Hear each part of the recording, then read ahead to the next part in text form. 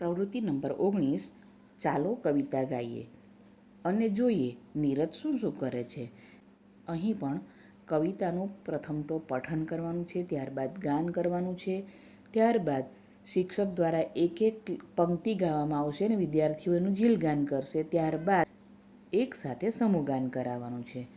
અહીં મોટો મોટો થાવ એ કવિતા આપવામાં આવેલ છે. આ કવિતા વિદ્યાર્થીઓને ઉપરના ક્રમ મુજબ ગવડાવવાની છે. ત્યારબાદ તરત જ કવિતા આધારે વાતચીત કરવાની છે.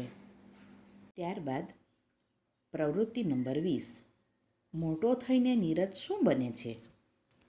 ઓળખો અને લખો. સાથે આપેલા વાક્યો વાંચો. તે વાક્યો કોને લાગુ પડશે? લીટી દોરીને જોડો. તો અહીં કવિતાના આધારે જોડ બનાવવાની છે. સૌથી પહેલાં જોઈશું અંધારામાં ઊભો રહે. તો નીરજને માટે અહીં આપેલ ચિત્રમાંથી કયું લાગુ પડશે? તો અંધારામાં ઊભો રહે એટલે કે આની સાથે જોડીશું. લાકડાના ટેકે ચાલે.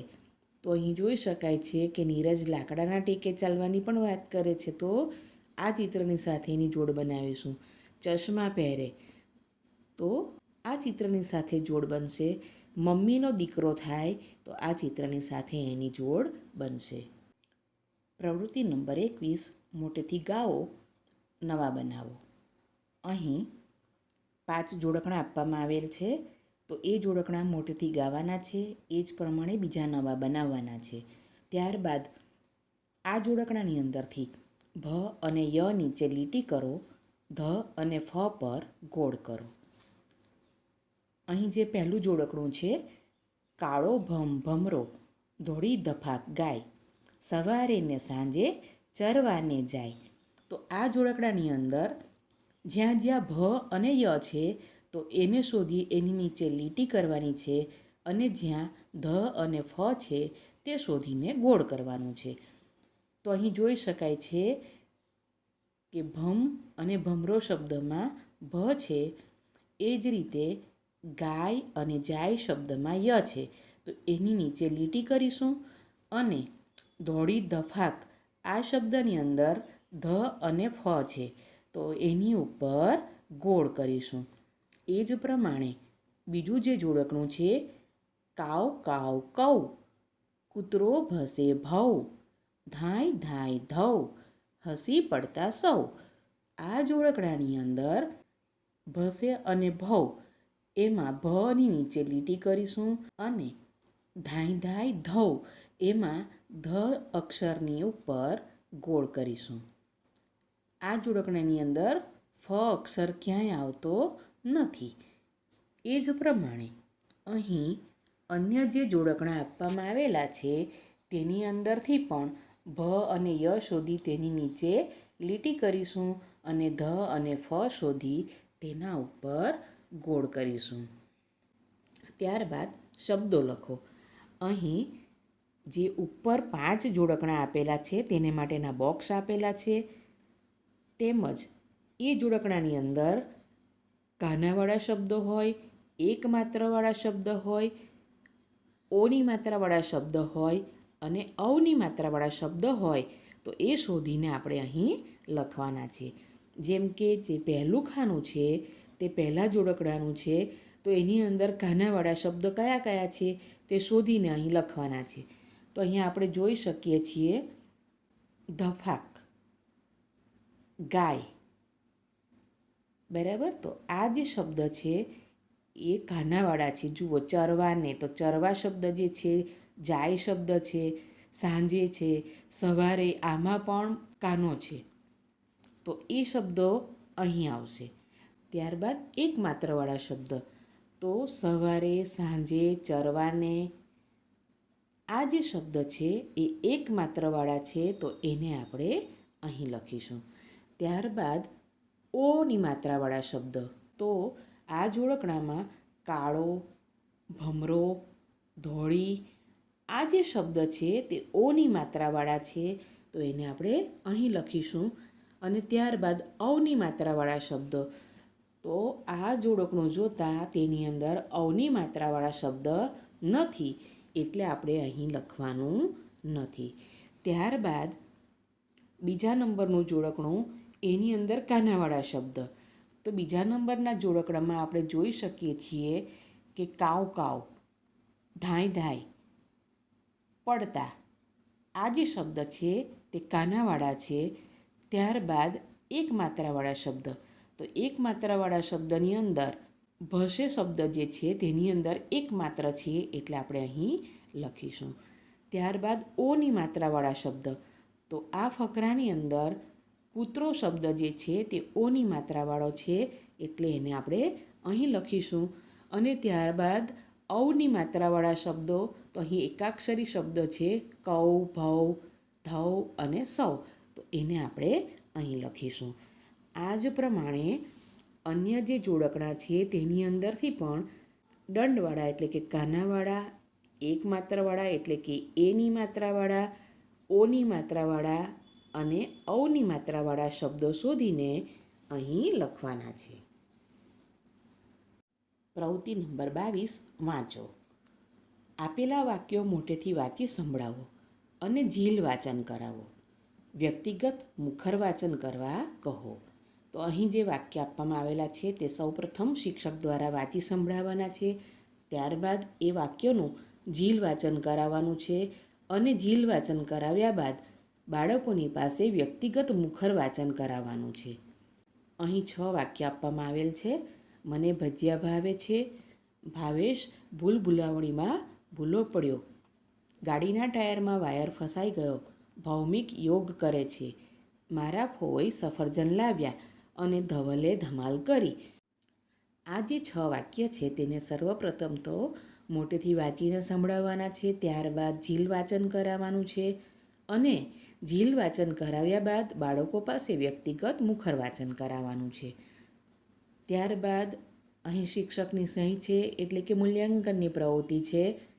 વિદ્યાર્થીઓ જો વ્યક્તિગત રીતે આપણે જ્યારે મુખર વાંચન કરાવીએ છીએ ત્યારે આ 6 વાક્ય જાતે વાંચે છે તો તેને એ ગ્રેડની અંદર ટીક માર્ક કરીશું. અને જો બીજાની મદદ લેશે અથવા તો વાંચી શકતા નથી તો એને બી કે સીની અંદર ટીક માર્ક કરીશું અને તે પેન્સિલથી કરીશું. પ્રવૃત્તિ નંબર 23 અક્ષરો આડા અવળા છે તેમને સાચા ક્રમમાં ગોઠવી યોગ્ય શબ્દ બનાવો.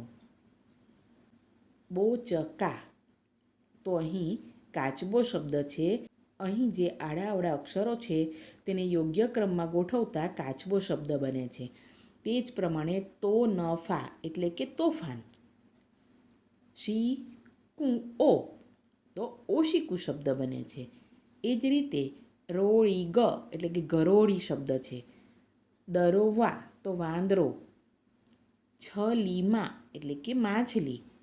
લા બીડી બિલાડી શબ્દ છે અને રૂ કૂત એટલે કે કૂતરું શબ્દ છે.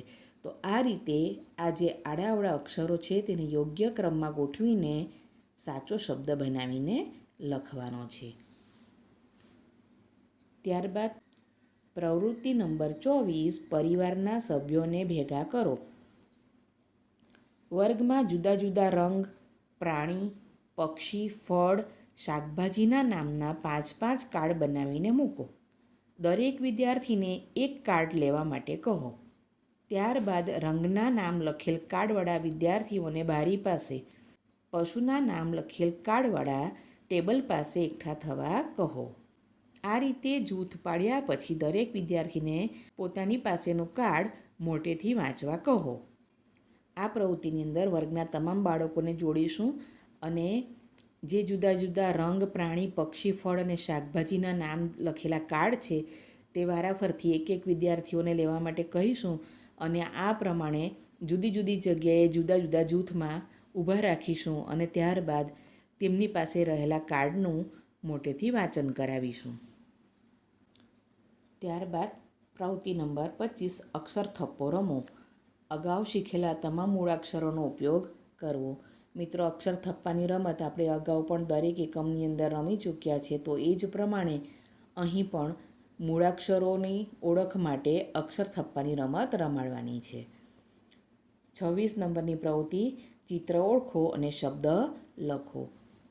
અહીં ફિરકી, ભીંડા, સફરજન, ફૂલ, ફટાકડા, સીતાફળ, ભમરડો, ધજા અને ફળના ચિત્ર આપેલા છે, તો એની ઓળખ કરાવી નીચે શબ્દ લખાવવાના છે.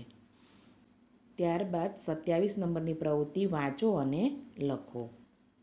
ગૌરવ શાળાએ જાય છે. ભૌમિક યોગ કરે છે. ફણસ મોટું ફળ છે. ભરતને ભાખરી ભાવે છે. તો અહીં શબ્દ છૂટા પાડીને વાક્ય લખેલ છે એ મુજબ સામે ખાલી જગ્યા આપેલ છે અને ઉદાહરણમાં દર્શાવ્યા મુજબ વિદ્યાર્થીઓએ સામે આપેલ ઘાટા રંગના જે શબ્દો છે તે અહીં ખાલી જગ્યામાં લખી આખું વાક્ય પૂર્ણ કરવાનું છે. આ પણ મૂલ્યાંકનની પ્રવૃત્તિ છે. તો આ પ્રવૃત્તિ વિદ્યાર્થીઓ કરી લે ત્યારબાદ તેની ચકાસણી કરી શિક્ષકે સહી કરવાની છે. અહીં વિદ્યાર્થીઓ જાતે જો આ પ્રવૃત્તિ કરે છે તો એને A ગ્રેડની અંદર ટીક માર્ક કરીશું અને એ બોલપેનથી કરીશું. જો અન્ય વિદ્યાર્થીની મદદ લે છે અથવા બિલકુલ જ કરી શકતા નથી તો એને અનુક્રમે B કે Cની અંદર આપણે ટીક માર્ક કરવાની છે અને એ ટીક માર્ક પેન્સિલથી કરવાની છે. સામે તારીખ લખવાની છે. પ્રવૃત્તિ નંબર 28 વાંચો અને લખો. વિદ્યાર્થી લખતા હોય તે દરમિયાન એક વિદ્યાર્થીને આ વાક્યો વ્યક્તિગત વંચાવો. અહીં 5 વાક્ય આપવામાં આવેલ છે. ધજા ફરકે છે. ફોઈબા ફોરમને ફાલુદા આપે છે. ભમરડો ફરે છે. મને કોયલનો ટહુકો ગમે છે. યશોદા કાનાને રમાડે છે. તો આ જે 5 વાક્યો વિદ્યાર્થીઓ લખતા હોય તે સમય દરમિયાન એક વિદ્યાર્થીને વ્યક્તિગત રીતે વંચાવવાના છે. ત્યારબાદ 29 નંબરની પ્રવૃત્તિ વાંચો. અહીં મેળા વિશેનો એક ફકરો આપવામાં આવેલ છે, તો તેને આપણે પ્રથમ તો વાંચી સંભળાવીશું, ઝીલ વાંચન કરાવીશું, ત્યારબાદ વિદ્યાર્થીઓ પાસે તેનું વ્યક્તિગત પણ વાંચન કરાવીશું. ભરતપુર ગામમાં મેળો ભરાયો હતો. આજુબાજુના ગામોમાંથી લોકો મેળામાં આવ્યા હતા. મેળામાં ઘણા બધા ફેરીવાળા અને ખાણીપીણીવાળા પણ હતા. નાના બાળકો ચકરડી અને હોડીમાં બેસીને મોજ મસ્તી કરતા હતા. મહિલાઓ બંગડીઓ અને શણગારનો સામાન ખરીદી રહી હતી. મેળો 2 દિવસ ચાલ્યો હતો. આ પ્રમાણે વિદ્યાર્થીઓ પાસે પણ આ ફકરાનું વ્યક્તિગત વાંચન કરાવવાનું છે. ત્યારબાદ 30 નંબરની પ્રવૃત્તિ છે. એમાં ફકરામાંથી શબ્દ શોધો, ખાલી જગ્યા પૂરો. અહીં ખાલી જગ્યા પૂ અને ખાલી જગ્યા આ રીતે આપવામાં આવેલ છે. તો આ જે શબ્દ છે તે કયો છે તે અગાઉનો જે ફકરો છે તેની અંદરથી શોધાવીને લખવાનો છે. બીજું, ખાલી જગ્યા વા ખાલી જગ્યા એટલે કે ફેરીવાળા. આ જે શબ્દ છે તે આગળ આપેલા ફકરાની અંદરથી બાળકોની પાસે શોધાવાના છે અને અહીં લખાવવાના છે. ઉલટો શબ્દ સીધો કરો. કોલો એટલે કે લોકો. એ પ્રમાણે અહીં જે શબ્દ આપવામાં આવેલા છે તે ઊંધા છે, એ ઉલટા શબ્દ સીધા કરી અર્થપૂર્ણ શબ્દ અહીં લખવા માટે માર્ગદર્શન આપવાનું છે. જેમ કે માં સા એટલે કે ન, તો અહીં સામાન શબ્દ લખવાનો છે. એ રીતે બંગ, તો બંગડી એટલે કે બંગડી શબ્દ અહીં લખવાનો છે. એ જ પ્રમાણે અહીં આપેલા અન્ય જે શબ્દો છે તેને સીધા કરીને અહીં લખવાના છે. ફકરામાંથી ગણો અને લખો. 1 અક્ષરવાળા શબ્દો તો કે 1 છે, એ રીતે 2 અક્ષરવાળા શબ્દો, 3 અક્ષરવાળા શબ્દો અને 4 અક્ષરવાળા શબ્દો એ ગણીને અહીં લખાવાના છે. 2 અક્ષરવાળા શબ્દો.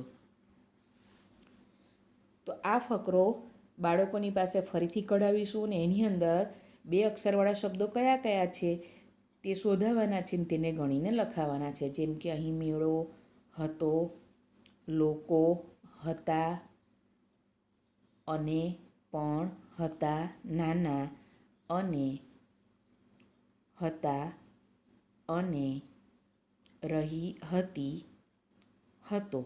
આ જે શબ્દ છે એ 2 અક્ષરવાળા છે, એ જ રીતે 3 અક્ષરવાળા અને 4 અક્ષરવાળા શબ્દો પણ અહીંથી શોધાવાના છે. અને બાળકો દ્વારા શોધવામાં આવેલા એ શબ્દો ગણતરી કરાવીને પાછળની બાજુ તેની સંખ્યા લખવાની છે. 31 નંબરની પ્રવૃત્તિ સાંભળીને લખો. ભ ય ધ ફ ઓ ઔ કાનો માત્ર અને કાનો અને 2 માત્રા એટલે કે ઓની માત્રા અને ઔની માત્રા આધારિત 6 શબ્દો અને 5 વાક્યોનું શ્રુતલેખન કરાવો. આ મૂલ્યાંકનની પ્રવૃત્તિ છે. તો આ એકમ દરમિયાન જે શીખેલા મૂળાક્ષરો છે તેની માત્રાઓ છે તેનો ઉપયોગ કરીને બનતા હોય તેવા શબ્દો અને વાક્યોનું શ્રુતલેખન અહીં કરાવવાનું છે. અને તેની ચકાસણી કર્યા બાદ જે વિદ્યાર્થીઓ જાતે આ તમામ શબ્દો અને વાક્ય લખી શક્યા છે તેને એ ગ્રેડની અંદર ટીક માર્ક કરીશું અને તે બોલપેનથી કરીશું. ત્યારબાદ જે વિદ્યાર્થીઓએ અન્યની મદદ લીધી છે અથવા તો જાતે બિલકુલ જ કરી શક્યા નથી તેને અનુક્રમે બી અને સીની અંદર ટીક માર્ક કરવાની છે. અહીં શિક્ષકની સહી છે, અહીં તારીખ લખવાની છે. ત્યારબાદ 32 નંબરની પ્રવૃત્તિ આવું જ હોય. યોગ્ય શબ્દ નીચે ખરાની નિશાની કરો. અહીં 4 જૂથમાં શબ્દ આપવામાં આવેલ છે. એમાંથી જે સાચો શબ્દ હોય તે શોધાવીને તેની નીચે ખરાની નિશાની કરવાની છે. જેમ કે પહેલો જે શબ્દ છે મધમાખી, ધમખામી, ધમામખી અને માધી મખ. તો આ 4 શબ્દની અંદરથી જે સાચો શબ્દ હોય તે શોધવાનો છે અને નીચે ખરાની નિશાની કરવાની છે. તો અહીં મધમાખી શબ્દ સાચો છે એટલે એની નીચે ખરાની નિશાની કરીશું. એ જ રીતે ઈપાલટ, પાયલટ, ટૈલપા અને પાલ ઈટ આ 4 શબ્દમાંથી સાચો શબ્દ કયો છે તો કે પાયલટ એટલે એની નીચે ખરાની નિશાની કરીશું. આ જ પ્રમાણે જે અન્ય શબ્દ જૂથ આપેલા છે તો તેમાં રહેલા શબ્દોનું વાંચન કરાવવાનું છે અને ત્યારબાદ તેમાંથી સાચા શબ્દ શોધાવી તેની નીચે ખરાની નિશાની કરાવવાની છે. ત્યાર પછી 33 નંબરની પ્રવૃત્તિ છે મેદાનની રમત ભરતી ઓટ. આ રમત ભરતી અને ઓટના અભિનયની છે. આ રમતથી બાળકોને એકબીજા સાથે તાલ મિલાવવાની તાલીમ મળે છે. 10-20 બાળકોને એક હારમાં હાથ પકડીને ઊભા રાખો. તમે ભરતી કહો ત્યારે હુડુડું એવા ઊંચા અવાજે બાળકોને 5 પગલાં આગળ દોડવા કહો. આ દ્રશ્ય મોજા જેવું લાગશે. તમે ઓટ કહો ત્યારે બધા બાળકોને એવા ધીમા અવાજે પાછળ જઈ ઘૂંટણીએ બેસી જવા કહો. તો આ પ્રમાણે આ રમત મેદાનની અંદર લઈ જઈને રમાડવાની છે. 34મી જે પ્રવૃત્તિ છે હસહસાટ. અહીં એક નાનો ટૂચકો આપવામાં આવેલો છે. બીજું કહે તું તારી મમ્મીનું કહ્યું માને છે? ભાનુ કહે મમ્મી કહે એનાથી પણ વધારે. બીજું કહે કેવી રીતે? ભાનુ કહે મમ્મી અડધી ચોકલેટ ખાવાનું કહે તો હું આખી ખાઈ જાઉં છું.